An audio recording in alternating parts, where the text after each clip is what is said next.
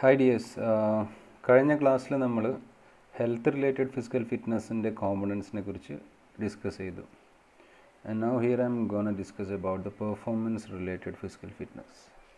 ഞാൻ നേരത്തെ നിങ്ങളുടെ അടുത്ത് പറഞ്ഞിട്ടുണ്ട്, performance related physical fitness is also known as skill related physical fitness. അതേപോലെ സ്പെസിഫിക് ഫിസിക്കൽ ഫിറ്റ്നസ് എന്നും പറയും ഇതിന്. മറ്റേത് ജനറലാണ്, അതായത് ഹെൽത്ത് റിലേറ്റഡിനെ ജനറൽ എന്നും ഇതിന് സ്പെസിഫിക് ഫിസിക്കൽ ഫിറ്റ്നസ് എന്നും പറയാറുണ്ട്. So performance or what do we say for that, skill related. Okay, so that name itself implies what it means. നമുക്ക് കൃത്യമായിട്ട് അതിൻ്റെ ഈ പേരിൽ നമുക്കത് മനസ്സിലാക്കാൻ പറ്റും. It is related to performance in sports or competitive events. So ഒരു പ്ലെയർക്ക് ഏതെങ്കിലും ഒരു food, say suppose if it is footballer, that game demands certain qualities of fitness or fitness qualities to perform high in that particular sport. അല്ല, ഇപ്പോൾ ഒരു കബഡി പ്ലെയർക്ക് നമുക്ക് നമ്മളുടെ കോളേജിൽ ഏറ്റവും ഫെമിലിയർ ആയിട്ടുള്ള നമുക്ക് നല്ല മൊണോപ്പൊളി ഉള്ളൊരു ഗെയിമാണ് കബഡി. കബഡിയിലെ കുട്ടികളിനെ നിങ്ങൾക്കറിയാം, the way they are training, it is A bit strenuous.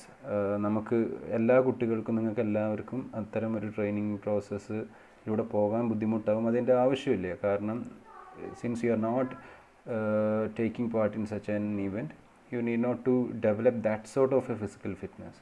But അതിൽ പങ്കെടുക്കുന്ന കുട്ടികൾ അതിൽ നന്നായിട്ട് പെർഫോം ചെയ്യണമെങ്കിൽ അവർക്ക് നല്ല സ്ട്രെങ്ത് വേണം. They should be very quick, they must be strong, they must be agile, they must be explosive.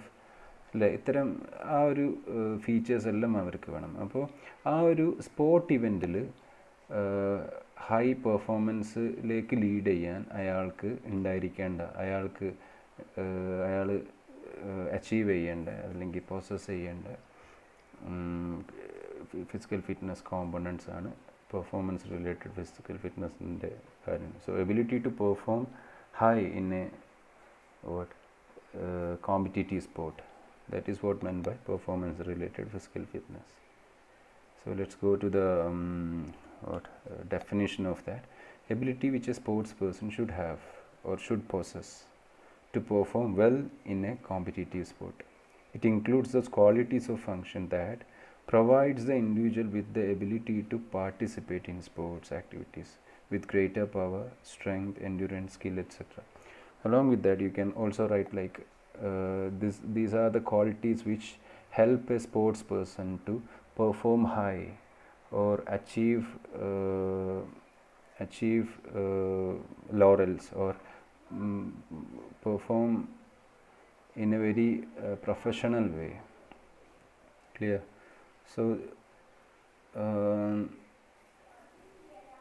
these are the qualities which a sports person needs to perform high in a sport event like football, kabaddi, athletics, cricket, any game. അതേപോലെ ഇതിൽ ഉള്ള വേറൊരു നിങ്ങൾ മനസ്സിലാക്കേണ്ട ഒരു കാര്യം എന്താണെന്ന് വെച്ചാൽ, ഇതിൻ്റെ കോമ്പണൻസ് നമ്മൾ ഏതൊക്കെയാണെന്ന് ഞാൻ കഴിഞ്ഞ ക്ലാസ്സിൽ പറഞ്ഞിട്ടുണ്ട്. പെർഫോമൻസ് റിലേറ്റഡ് ഫിസിക്കൽ ഫിറ്റ്നസിൻ്റെ കോമ്പണൻസ് ഏതൊക്കെയാണെന്നുള്ളത്, അതായത് സ്ട്രെങ്ത്, സ്പീഡ്, അതേപോലെ എജിലിറ്റി, എൻഡ്യൂറൻസ്, കോർഡിനേറ്റീവ് എബിലിറ്റീസ്, ഇതൊക്കെ നമ്മൾ കഴിഞ്ഞതിൽ ഡിസ്കസ് ചെയ്തത്. അപ്പോൾ depending upon the nature of the game, the degree of those or intensity of those components will vary. Like ഇപ്പോൾ ഒരു സ്പ്രിൻറ്റർക്ക് 100 metre, Usain Bolt, you might have heard about him, അയാളെ കേൾക്കാത്തവരുണ്ടാവില്ല അല്ലേ.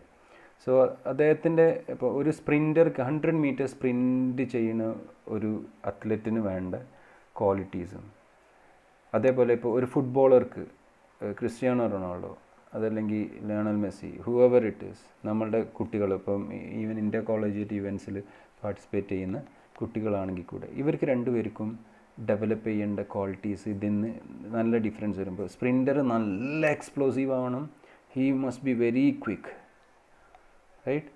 സോ അപ്പം ഇതിൻ്റെ depending upon the nature of the activities also these dominance or need of these components will vary.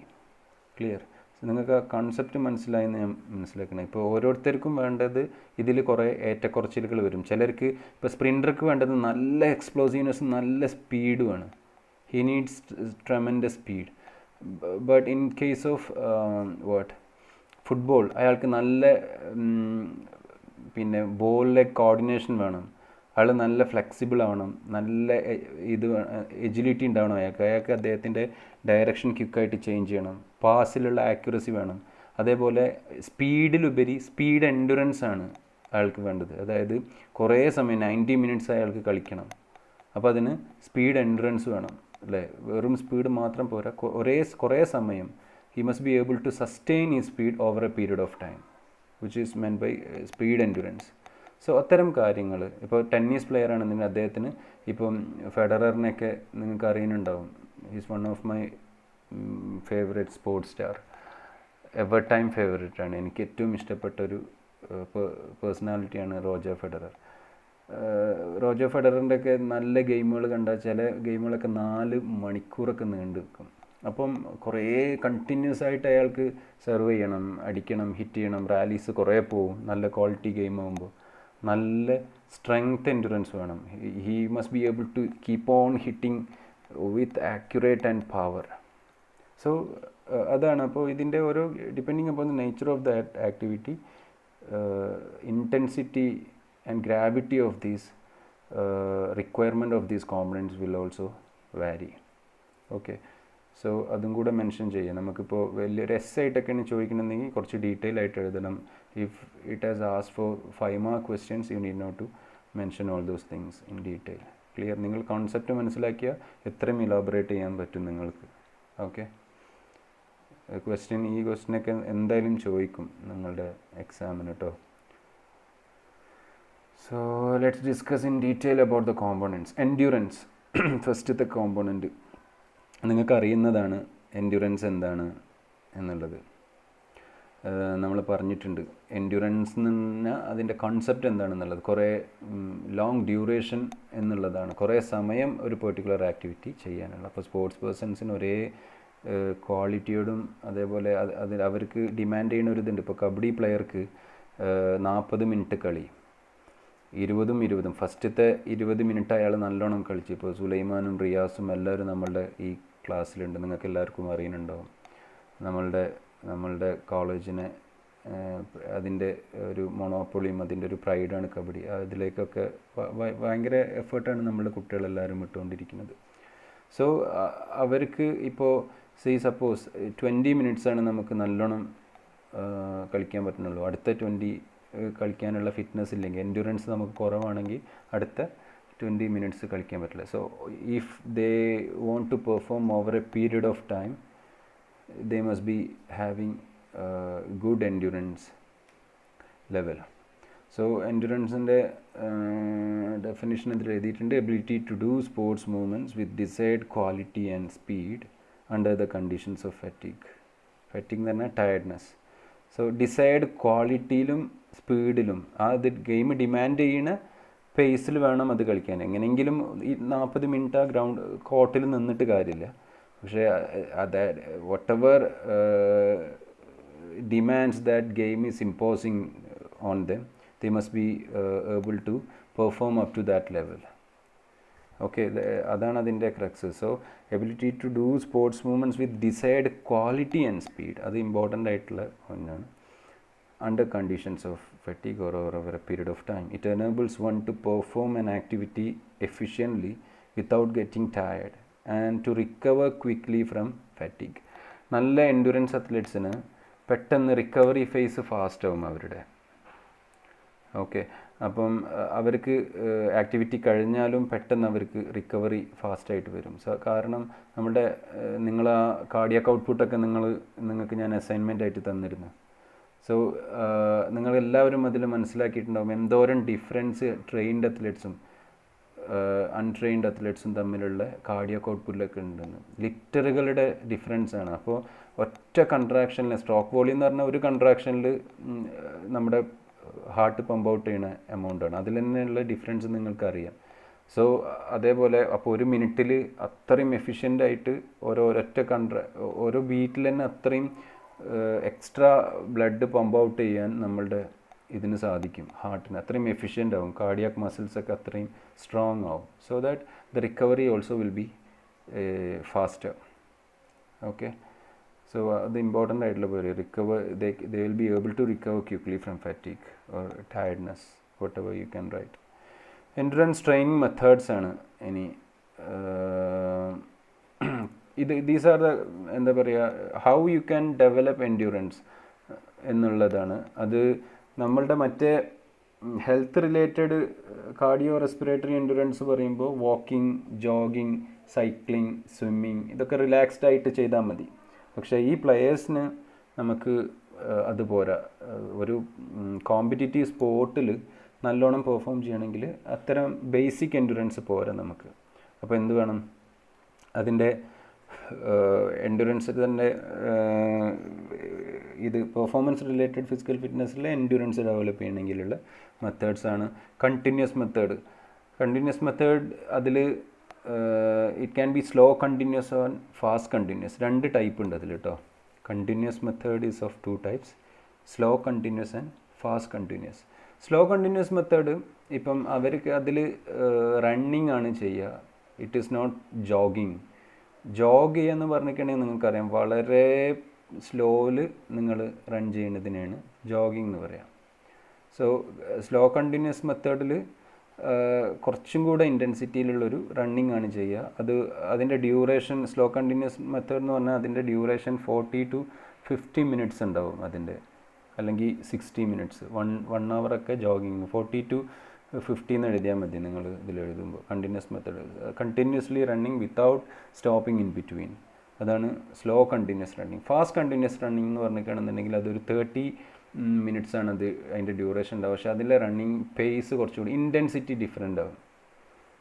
Intensity എന്ന് പറഞ്ഞിട്ടാണെന്നുണ്ടെങ്കിൽ how hard you are running, the degree of effort which you are putting in, അതിനാണ് intensity എന്ന് പറയാം. അതിനൊരു ഉദാഹരണം ഞാൻ പറയുകയാണെങ്കിൽ, ഇപ്പം നിങ്ങളുടെ അടുത്ത് 100 മീറ്റർ അല്ലെങ്കിൽ നമ്മളുടെ ഗ്രൗണ്ട് നിങ്ങൾ കണ്ടിട്ടുണ്ട്. നമ്മളുടെ ഗ്രൗണ്ട് നിങ്ങളെല്ലാവരും ദൂരത്ത് നിന്നെങ്കിലും കണ്ടിട്ടുണ്ടാകും അല്ലേ? ഗ്രൗണ്ടിൽ ആ ഗ്രൗണ്ട് ക്രോസ് ചെയ്യാൻ പറയുകയാണ് ഇപ്പോൾ നമ്മളെല്ലാവരും കൂടെ ഗ്രൗണ്ടിലേക്ക് പോയെന്ന് വിചാരിച്ചു. സപ്പോസ് നമ്മളെല്ലാവരും ഗ്രൗണ്ടിൽ പോയി. നിങ്ങളുടെ അടുത്ത് ഞാൻ പറയുകയാണ്, ഒരു ഈവനിങ് ഞാൻ പറയുകയാണ്, എല്ലാവരും ഒരു മിനിറ്റ് കൊണ്ട് നിങ്ങൾ എൻ്റെ അടുത്തെത്തണം. അതായത് ഗ്രൗണ്ടിൽ നിങ്ങൾ ആ അറ്റത്ത് പോയി, എന്നിട്ട് ഞാൻ നിൽക്കുന്നത് നമ്മളെ കോളേജിൻ്റെ ഈ വാളിൻ്റെ അടുത്ത്, നിങ്ങളെല്ലാവരും ആ സൈഡിൽ പോയി. ഏകദേശം ഒരു എത്ര മീറ്റർ ഉണ്ട്? 100-150 മീറ്റർ ഉണ്ടാവും ടോട്ടൽ ഡിസ്റ്റൻസ്. ആ 150 മീറ്റർ ഞാൻ നിങ്ങളുടെ അടുത്ത് പറയുകയാണ്, നിങ്ങളൊരു 1 മിനിറ്റിൽ ഇങ്ങോട്ട് ജോഗ് ചെയ്തെത്തിയാൽ മതി. ഓക്കെ, അപ്പോൾ നിങ്ങൾ വളരെ റിലാക്സ്ഡ് ആയിട്ടാണ് ഓടുക. അടുത്തത് ഞാൻ പറയുകയാണ്, നിങ്ങൾ ഈ 1 മിനിറ്റിൻ്റെ പകരം നിങ്ങൾ ഒരു 30 സെക്കൻഡ്സിലെത്തണം, ഇത് കവർ ചെയ്യണം. അപ്പോൾ നിങ്ങൾ 30 സെക്കൻഡ്സിൽ ഒരു 150 മീറ്റേഴ്സ് എന്ന് പറഞ്ഞാൽ കുറച്ചും കൂടി ഇൻറ്റൻസിറ്റിയിൽ വേണം നിങ്ങൾ ഓടാൻ. അത്ര സ്ലോ ജോഗ് ചെയ്താൽ എത്തൂല. പിന്നെ ഞാൻ പറയുകയാണ്, ഇത് തന്നെ ഈ 150 മീറ്റർ ഞാൻ നിങ്ങളുടെ അടുത്ത് ഒരു എന്താ പറയുക, അത് ഇനിയും 20 സെക്കൻഡ്സിലാണ് നിങ്ങളിത് ഓടേണ്ടതെന്ന് വിചാരിച്ചോ. അപ്പോൾ നിങ്ങൾ നല്ലോണം നിങ്ങളുടെ ഇൻറ്റൻസിറ്റി കൂട്ടണം. അതായത് degree of effort which you are putting in, you need to improve that, increase that. അതിനാണ് ഇൻറ്റൻസിറ്റി എന്ന് പറയാം. ഓക്കെ, സോ ഫാസ്റ്റ് കണ്ടിന്യൂസ് മെത്തേഡിലൊരു കുറച്ചുകൂടി ഇൻറ്റൻസ് ആയിട്ടുള്ള റണ്ണിങ് നമ്മളൊരു 30 മിനിറ്റ്സിൻ്റെ ഡ്യൂറേഷനിലാണ് ചെയ്യുക. Okay, variable pace method. Variable pace method എന്ന് പറഞ്ഞിട്ടുണ്ടെങ്കിൽ ഇതിൻ്റെ പേസ് വേരി ചെയ്തുകൊണ്ടിരിക്കും. അതായത് സ്ലോ ജോഗ് ചെയ്യും, പിന്നെ കുറച്ച് സ്ട്രൈഡ് ചെയ്യും, പിന്നെ കുറച്ച് സ്പ്രിൻ്റ് ചെയ്യും. അതിനാണ് വേരിയബിൾ പേസ് മെത്തേഡ് എന്ന് പറയുക. അതായത് ഇപ്പോൾ സപ്പോസ് 400 മീറ്ററാണ് ടോട്ടൽ ഉള്ളത്. ആദ്യത്തെ 50 മീറ്റർ പതിയെ ജോഗ് ചെയ്യും, അടുത്ത 50 മീറ്റർ എന്ത് ചെയ്യും, സ്ട്രൈഡ്സ് ചെയ്യും. സ്ട്രൈഡ് ചെയ്യുക എന്ന് പറഞ്ഞിട്ടാണെങ്കിൽ നിങ്ങളുടെ ഒരു 70-80% ഓഫ് യുവർ മാക്സിമം സ്പീഡ്. സ്പ്രിൻറ്റിംഗ് എന്ന് പറഞ്ഞിട്ടാണെങ്കിൽ സ്പീഡിൽ ഏറ്റവും മാക്സിമം 100% ഇൻറ്റൻസിറ്റിയിൽ, അതായത് 100 മീറ്റർ റണ്ണിങ് നിങ്ങൾ ചെയ്യുകയാണെങ്കിൽ ഓൾ ഔട്ട് പെർഫോമൻസാണ് നിങ്ങൾ ചെയ്യുക. You will be doing your maximum, right? So ആ മാക്സിമം സ്പീഡിൽ ഓടുന്നതാണ് സ്പ്രിൻ്റ് എന്ന് പറയുക. ഓക്കെ. സ്ട്രൈഡ് ചെയ്യുക എന്ന് പറഞ്ഞിരിക്കുകയാണെങ്കിൽ 70-80% ഓഫ് യുവർ മാക്സിമം സ്പീഡ്, അതിനെയാണ് സ്ട്രൈഡ്സ് എന്ന് പറയുക. ഇപ്പം ഇതിലൊക്കെ ട്രെയിനിങ് ചെയ്യുന്ന കുട്ടികൾക്ക് സ്ട്രൈഡ് എന്താണ്, സ്പ്രിൻ്റ് എന്താണെന്നൊക്കെ അറിയും.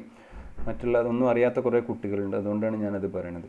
സോ സ്ട്രൈഡ് ചെയ്യും, സ്ട്രൈഡ് ചെയ്തിട്ട് പിന്നെ സ്പ്രിൻ്റ് ചെയ്യും, അതിനുശേഷം വീണ്ടും ജോഗ് ചെയ്യും. അങ്ങനെ മിക്സ് ചെയ്തിട്ട് ചെയ്യുന്നതാണ് വേരിയബിൾ പേസ് മെത്തേഡ്. ഇതും ഒരു 1 hour കണ്ടിന്യൂസ് ആയിട്ട് നമ്മൾ വർക്ക് ചെയ്യും കേട്ടോ. അത് ട്രെയിനിങ് ഏജിനും ട്രെയിനിങ് പീരീഡിനൊക്കെ ബേസ് ചെയ്തിട്ടാണ് അതിൻ്റെതെല്ലാം. ഇപ്പോൾ നിങ്ങൾ ജസ്റ്റ് ഇത് variable pace method, continuous method ഉണ്ട്, അതിൽ തന്നെ slow continuous and fast continuous is there. Then variable pace method is there. അതെന്താണ്, പേസ് വേരി ചെയ്തുകൊണ്ട് കണ്ടിന്യൂസ് ആയിട്ട് റൺ ചെയ്യും. അതിൽ പിന്നെ ഫാസ്റ്റായിട്ട് ഓടും, സ്ലോ ആയിട്ട് ജോഗ് ചെയ്യും, പിന്നെ സ്പ്രിൻ്റ് ചെയ്യും, സ്ട്രൈഡ്സ് ചെയ്യും. അപ്പോൾ അതൊക്കെ എഴുതുക. അടുത്തതാണ് ഫാർട്ട്ലെഗ് മെത്തേഡ്. ഫാർട്ട്ലെഗ് എന്ന് പറഞ്ഞാൽ അത് സ്വീഡനിൽ ഡെവലപ്പ് ചെയ്തൊരു മെത്തേഡാണ് ഈ ഫാർട്ട്ലെഗ് മെത്തേഡ്. സ്പീഡ് പ്ലേ എന്നാണ് അതിൻ്റെ ഒരു അർത്ഥം. സ്വീഡിഷ് വേർഡാണ് ഫാർട്ട്ലെഗ് എന്ന് പറഞ്ഞാൽ. ഫാർട്ട്ലെഗ് മെത്തേഡ് എന്ന് പറഞ്ഞാൽ അത്ലറ്റ്സ് തന്നെ പിന്നെ നാച്ചുറൽ പിന്നെ റെസിസ്റ്റൻസും അസിസ്റ്റൻസും എല്ലാം യൂസ് ചെയ്തിട്ട് റൺ ചെയ്യുന്നത്. നമ്മളുടെ ഇപ്പം നമ്മളൊരു ജോഗിങ് ഇപ്പോൾ 45 മിനിറ്റ്സ് റണ്ണിങ് സ്റ്റാർട്ട് ചെയ്യണം. അപ്പോൾ ഒരു അപ്പ് ഹിൽ ഏരിയ ഉണ്ടെങ്കിൽ അതിലൂടെ റൺ ചെയ്യും, ഡൗൺ ഹില്ല് റൺ ചെയ്യും, സാൻഡിലൂടെ ഓടും, ചെറിയ ഹഡിൽസൊക്കെ ഉണ്ടെങ്കിൽ ഒരു ചെറിയ വോളൊക്കെ ഉണ്ടെങ്കിൽ അതെടുത്ത് ചാടിയിട്ട് ഓടും. സപ്പോസ് നമ്മളുടെ കോളേജിൻ്റെ ഇതിലേക്ക് വരികയാണെങ്കിൽ നമ്മളെല്ലാവരും ഒരു വർക്കൗട്ടിന് പോവുകയാണ്. Okay.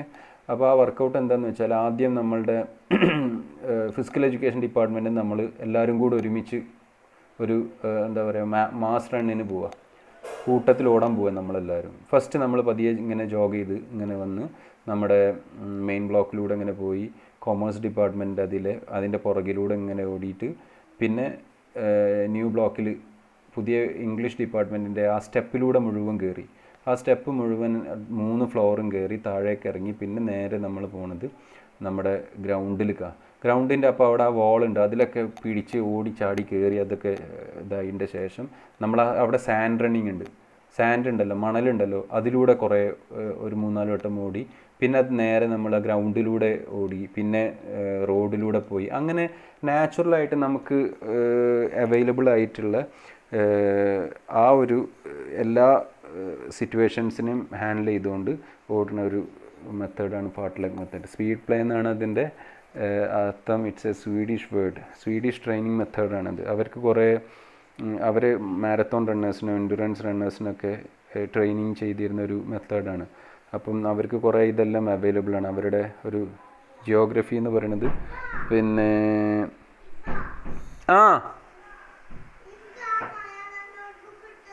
Wait I'll come.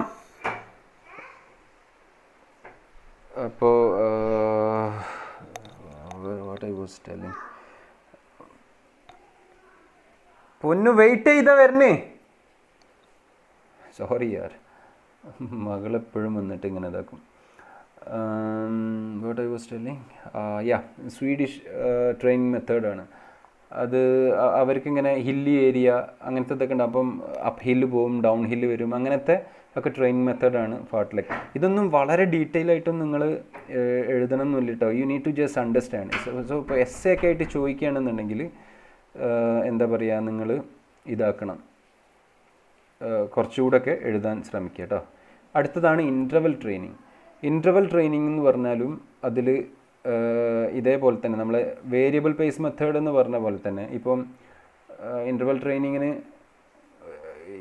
Mixture of fast and slow running ആണ്. പക്ഷേ അതിലും കുറച്ചും കൂടെ സ്റ്റഡി ആവും. ഇപ്പോൾ ഇൻ്റർവൽ ട്രെയിനിങ് എന്ന് പറഞ്ഞാൽ ഇപ്പോൾ ഇതേപോലെ തന്നെ 400 മീറ്റർ ട്രാക്കിൽ ഇൻ്റർവൽ ട്രെയിനിങ് ആണെന്നുണ്ടെങ്കിൽ ഇപ്പോൾ ഫസ്റ്റ് 100 മീറ്റർ നമ്മൾ സ്ട്രൈഡ് ചെയ്തിട്ട് പോകും, അടുത്ത 100 മീറ്റർ പിന്നെ ജോഗ ചെയ്യുക. എഗെയിൻ അടുത്ത സ്ട്രെയിറ്റ് ഉണ്ടല്ലോ, അതാണ് മൂന്നാമത്തെ ഇത് ഏരിയ, അവിടെ വീണ്ടും സ്ട്രൈഡ് ചെയ്യും. കർവിൽ വീണ്ടും ജോഗ് ചെയ്യും. അതായത് 2 സ്ട്രെയിറ്റും 2 കർവാണ് 400 മീറ്റർ ട്രാക്കിന് ഉണ്ടാവുക. അപ്പോൾ ഈ സ്ട്രെയിറ്റിൽ നമ്മൾ എന്ത് ചെയ്യും, സ്ട്രൈഡ്സ് ആണ് ചെയ്യുന്നത്, ഫാസ്റ്റായിട്ടാണ് റൺ ചെയ്യുന്നത്. കർവിലെല്ലാം വളരെ സ്ലോലി ജോഗ് ചെയ്യും. ഓക്കെ, അതാണ് ഒരു ഇൻ്റർവൽ ട്രെയിനിങ് മെത്തേഡ് എന്ന് പറയുന്നത്. അങ്ങനെ അതായത് ഇതിൻ്റെ രണ്ടിൻ്റെ മിക്സ്ചർ. ഓക്കെ, സോ അതാണ് എൻഡ്യൂറൻസ് എന്ന് പറയുന്നത്. അപ്പം ഇത്രയാണ് ഇതിൻ്റെ training methods. Okay, next strength. Strength എന്താണെന്ന് നമ്മൾ പറഞ്ഞിട്ടുണ്ട്. നമ്മൾ റെസിസ്റ്റൻസിനെ ഓവർകം ചെയ്യാനുള്ള എബിലിറ്റിയാണ്. ഇനി ഞാൻ വേഗം പറഞ്ഞു, ഇപ്പം തന്നെ കുറേ സമയം 20 മിനിറ്റ് ആയില്ലേ. സ്ട്രെങ്ത് എന്ന് പറഞ്ഞാൽ റെസിസ്റ്റൻസിനെ ഓവർകം ചെയ്യാനുള്ള എബിലിറ്റിയാണ്. സോ നമ്മളുടെ ഓരോ ഗെയിമിലും നിങ്ങൾക്കറിയാം, ഇപ്പോൾ കബഡി പ്ലേയേഴ്സിനൊക്കെ നല്ല സ്ട്രെങ്ത് വേണം. കാരണം എന്താ, അവർക്ക് ഓപ്പോണൻസിൻ്റെ റെസിസ്റ്റൻസിനെ, ഒരു റൈഡർ പോകുമ്പോൾ മറ്റുള്ള ഡിഫെൻസ് അവനെ പിടിക്കാൻ നോക്കും, അവൻ്റെ ബോഡി വെയിറ്റ് ഉണ്ടാവും, അവരുടെ ഇതുണ്ട്, ടെക്നിക്സ് ഉണ്ട്, ഇതിനൊക്കെ ഓവർകം ചെയ്തിട്ട് നമുക്ക് തിരിഞ്ഞു വരാൻ പറ്റണം. അപ്പോൾ നല്ല സ്ട്രെങ്ത് വേണം. They need tremendous strength on their arms and everything, leg everywhere, so that they can escape from there. Clear? So strength എല്ലാ ഗെയിമിലും, ഓരോ ഗെയിമിനും നിങ്ങൾ എടുത്ത് അനലൈസ് ചെയ്യുമ്പോഴും സ്ട്രെങ്ത് അതിൻ്റെ വേറെ വേറെ ഫോംസിൽ അത് നിങ്ങൾക്ക് കാണാൻ പറ്റും. So strength is the ability to exert musculoskeletal force against a resistance or an external object such as barbell, dumbbells, weights, etc. ഇപ്പോൾ അല്ലെങ്കിൽ ഒപ്പോണൻസിനെ, ഗ്രൗണ്ടിനെ, ഇതിനൊക്കെ എഗൻസ്റ്റ് ആയിട്ട് അതൊക്കെ റെസിസ്റ്റൻസ് ആയിട്ട് ആക്ട് ചെയ്യും. അതിനൊക്കെ എതിരെ നമുക്ക് മസ്കുലോസ്കെലറ്റൽ ഫോഴ്സ് എക്സേർട്ട് ചെയ്യാനുള്ള എബിലിറ്റിനെയാണ് സ്ട്രെങ്ത് എന്ന് പറയുന്നത്. ഇപ്പോൾ ബാർബെല്ല്, ബാർബെൽ എന്ന് പറഞ്ഞിട്ടുണ്ടെങ്കിൽ വെയിറ്റ് ലിഫ്റ്റേഴ്സിനെ കണ്ടിട്ടില്ലേ? വെയിറ്റ് ലിഫ്റ്റേഴ്സ് ലിഫ്റ്റ് ചെയ്യുന്ന ആ ബാറിനാണ് ബാർബെൽ എന്ന് പറയാം.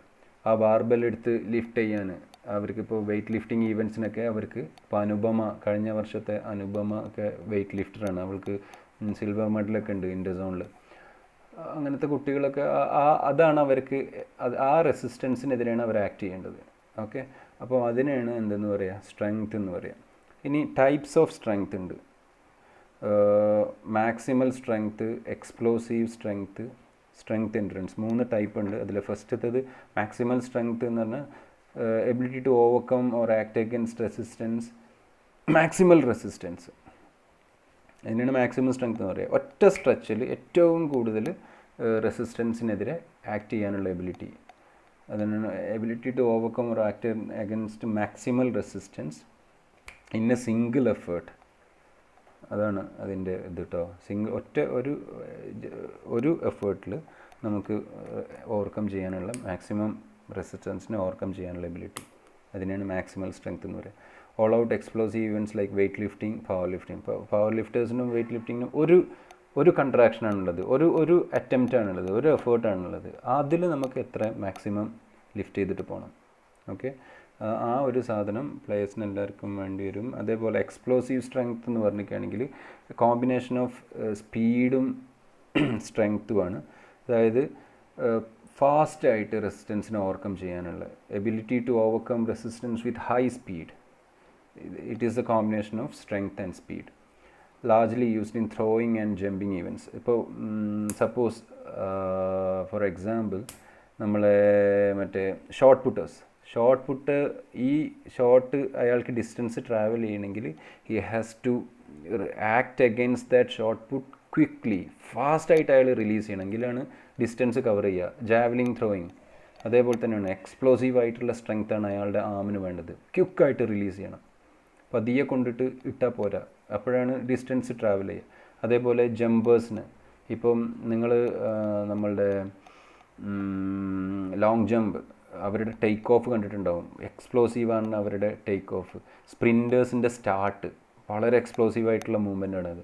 അതേപോലെ ഇപ്പം നമ്മളുടെ ഫുട്ബോളേഴ്സിൻ്റെ കിക്ക് നല്ല എക്സ്പ്ലോസീവ് ആവണം ആ സാധനം. അപ്പോൾ അങ്ങനത്തെ എല്ലാ ഒട്ടുമിക്ക കളികളിലും നമ്മുടെ കബഡി പ്ലേയേഴ്സിന് ഇപ്പം ഒരു ഡിഫെൻസിൽ നിന്ന് ഇത് വരാൻ, എസ്കേപ്പ് ചെയ്തിട്ട് വരാൻ അയാൾക്ക് നല്ല എജിലിറ്റി, നല്ല എക്സ്പ്ലോസീവ്നെസ് വേണം. പിന്നെ ജമ്പ് ചെയ്യാനും അതിൽ നിന്ന് എസ്കേപ്പ് ആവാനൊക്കെ. ജമ്പിങ് ഇവൻസിലും ഇതിലൊക്കെ നമുക്കതിൻ്റെ ഓരോ ഫോംസ് കാണാൻ പറ്റും. സോ ഫാസ്റ്റായിട്ട് അതിനെ റെസിസ്റ്റൻസിനെ ഓവർകം ചെയ്യാനുള്ള എബിലിറ്റി കേട്ടോ.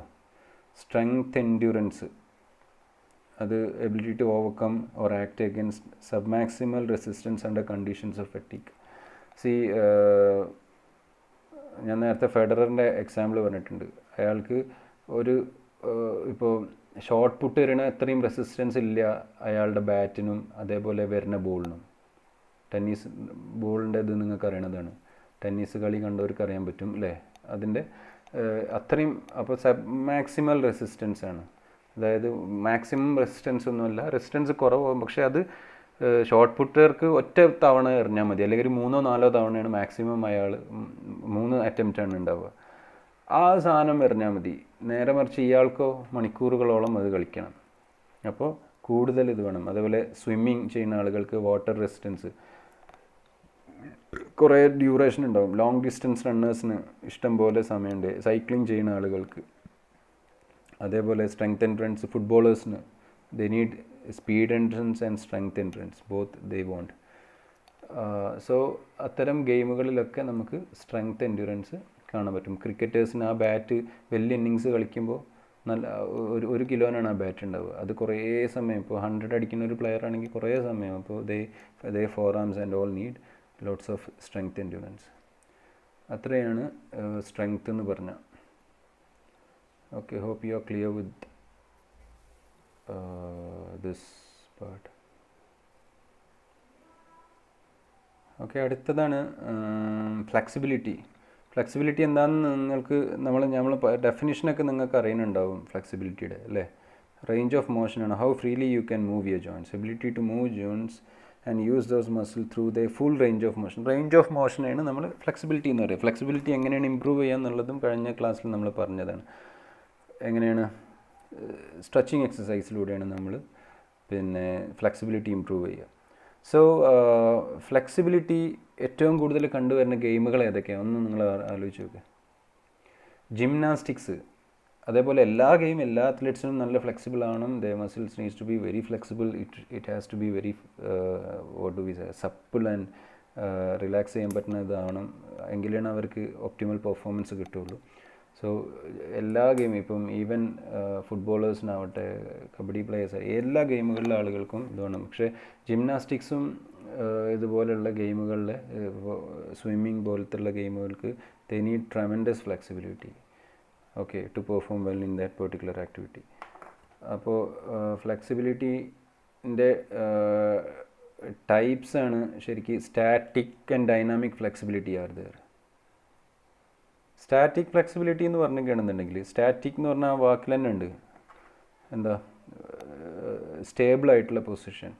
അതായത് range of motion achieved when the body is not moving. സ്റ്റേബിളായിട്ടുള്ള പൊസിഷനിൽ നമ്മളുടെ ഇത് അച്ചീവ് ചെയ്യണ, അതായത് ഒരേ ഇരുന്നിട്ട് കാല് നീട്ടിയിട്ട് അവിടെ പിടിക്കാനുള്ള എബിലിറ്റി, അല്ലെങ്കിൽ എവിടേക്കെങ്കിലും range of motion one can achieve when the body is not moving, when the body is stable.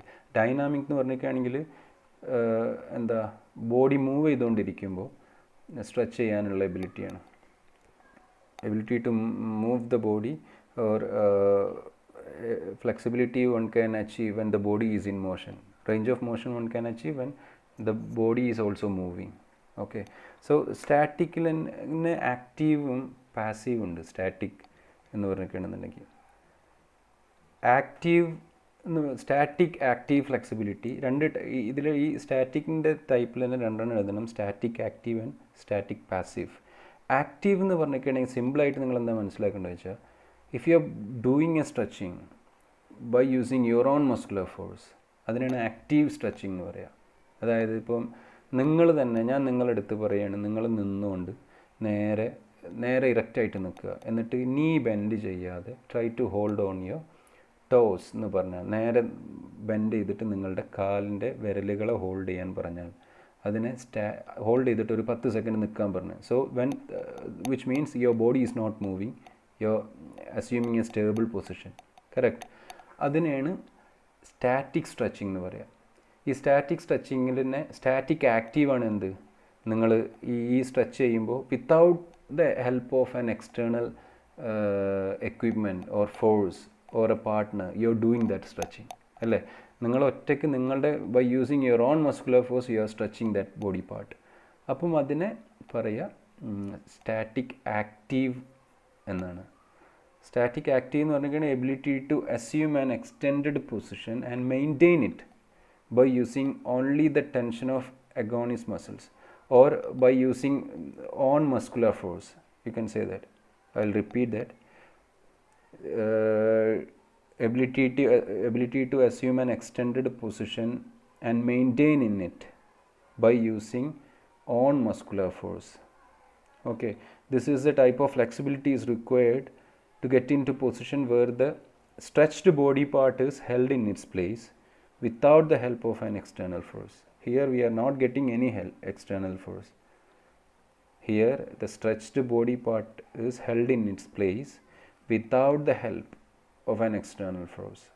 Clear?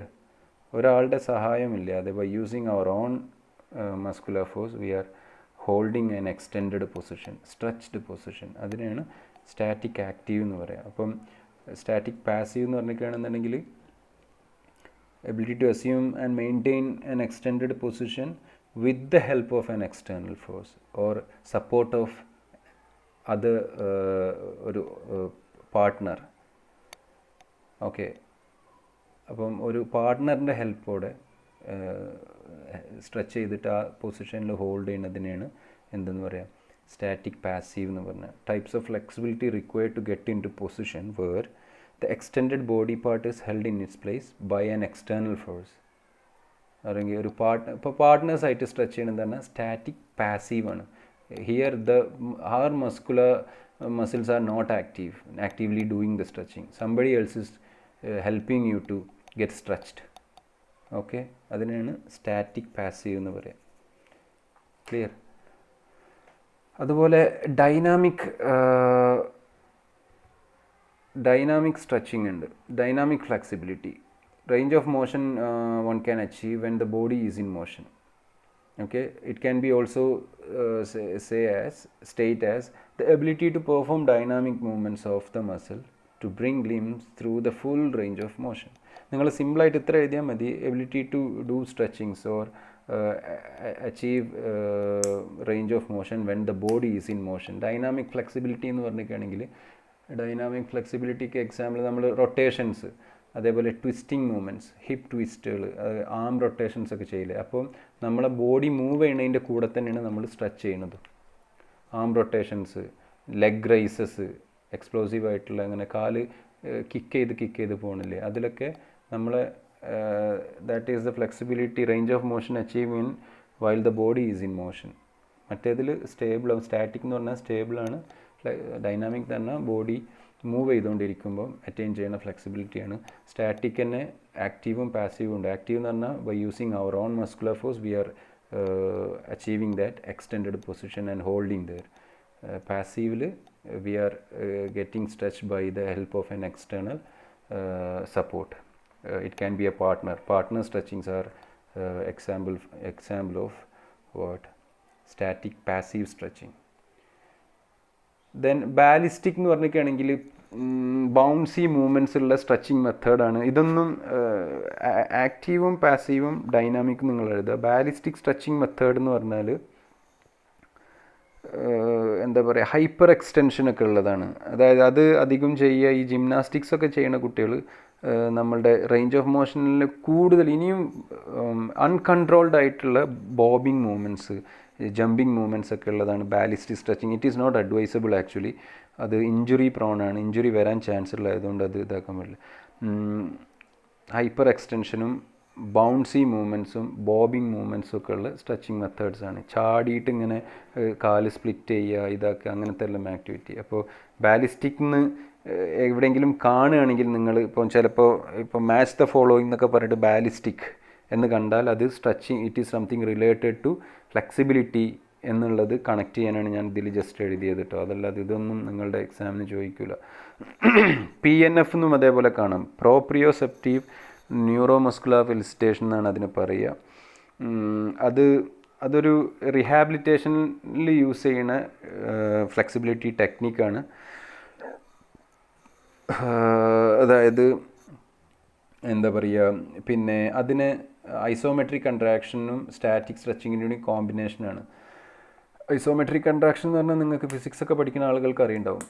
Isotonic and isometric contraction. Isometric എന്ന് പറഞ്ഞൊക്കെയാണെങ്കിൽ there won't be any change in length of the muscle അല്ലേ. Contractions muscle contract ചെയ്യും, പക്ഷേ മസിൽസിൻ്റെ length vary ചെയ്യില്ല. അതിന് എക്സാമ്പിളാണ് നമ്മൾ എന്താ പറയുക,